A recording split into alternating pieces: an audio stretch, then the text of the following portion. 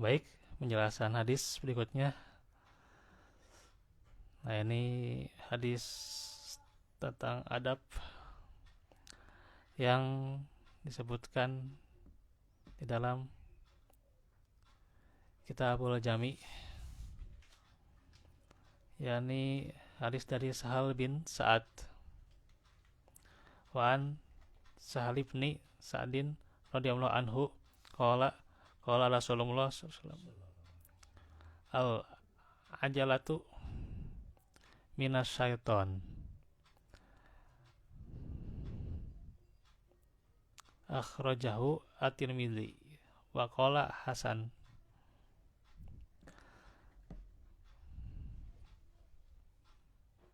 Nah, Sahal bin Sa'ad berkata, Rasulullah bersabda, sifat tergesa-gesa itu berasal dari setan. Jadi tergesa-gesa ya, atau bisa dikatakan juga sifat buru-buru ya, itu berasal dari setan. Ya, ada rusuhan ya. Riwayat Tirmizi, beliau mengatakan hadis ini hasan. Nah, buru-buru itu apa? Mengerjakan atau mengucapkan sesuatu ya, atau melakukan perbuatan ya, tanpa pertimbangan ya, gitu, tanpa pertimbangan.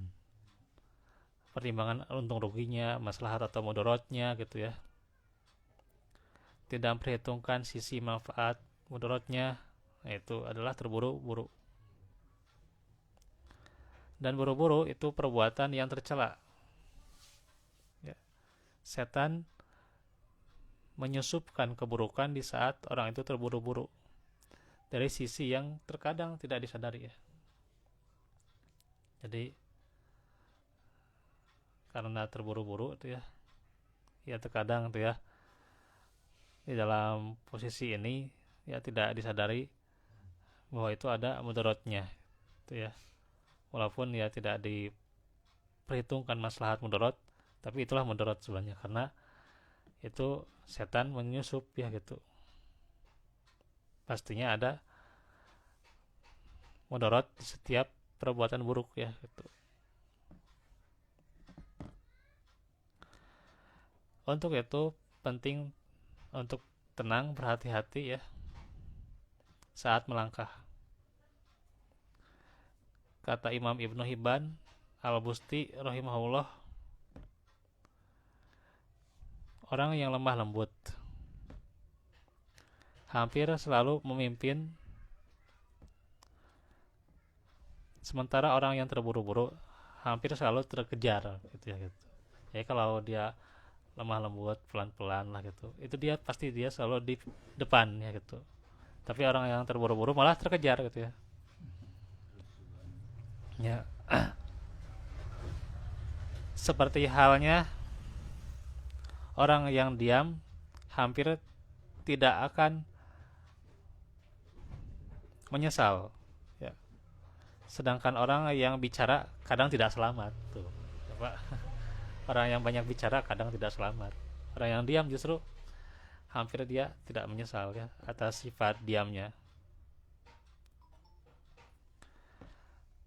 Orang yang terburu-buru bakal berbicara sebelum mengerti ya, menjawab sebelum memahami, memuji sebelum menguji gitu ya, mencela setelah memuji, memantapkan hati sebelum berpikir, dan bertindak sebelum menimbang. Karenanya terburu-buru selalu dibarengi dengan penyesalan ya, dan menjauhkan dari keselamatan. Jadi kan orang yang terburu-buru kadang, oh, saya sudah menyesal, sudah terburu-buru, sudah gini begitu dengan buru-buru ya gitu. Kan kadang suka menyesal ya. Karena itu masyarakat Arab biasa memberikan julukan sikap terburu-buru dengan nama umun nadamat ya. Umun nadamat, biang segala penyesalan ya. Nah itu.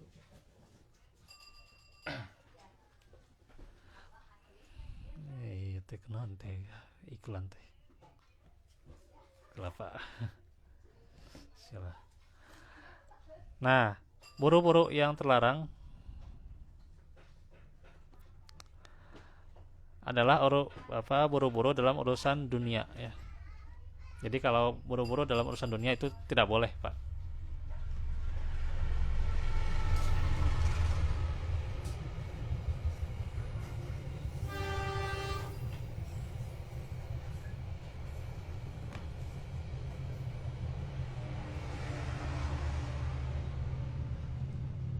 Ya, buru-buru dalam urusan dunia tidak boleh.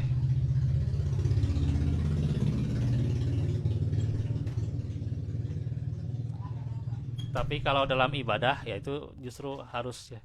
Seperti buka saum ya. Buka saum kan harus bersegera, harus buru-buru ya. Kalau sudah waktunya ya.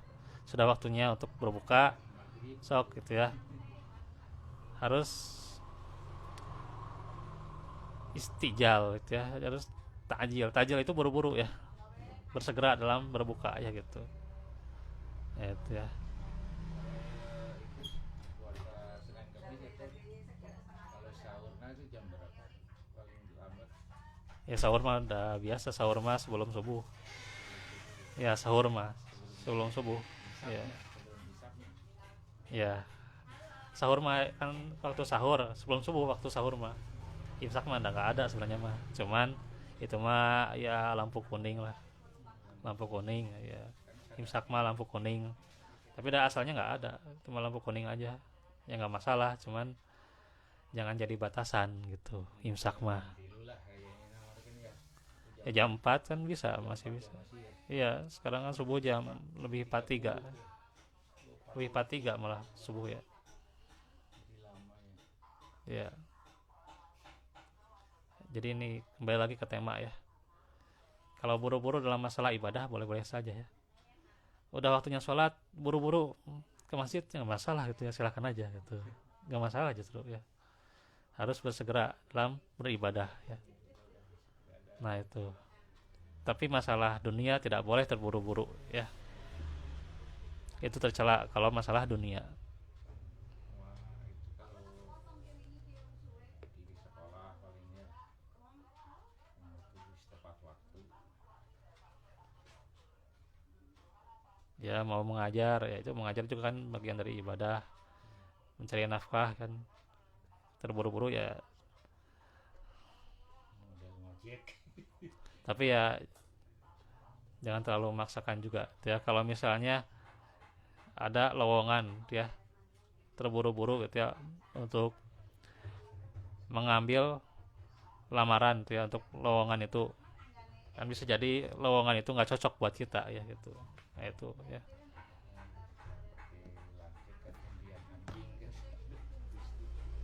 Ya bisa jadi haram atau nggak cocok ya. Kalau nggak cocok mah ya udah Sekarang gitu. Kalau haram mah ya jauhi ya, haram mah. kemudian anjing Haram itu kalau mau cocok nggak cocok ya, haram itu udah mencuri lah, jauhi lah gitu. Iya korupsi ya. ya, kalau cocok nggak cocok tapi haram ya itu mah jauhi. Tapi kalau memang dia karena emang gak cocok ya itu mah lebih baik ya hindari gitu.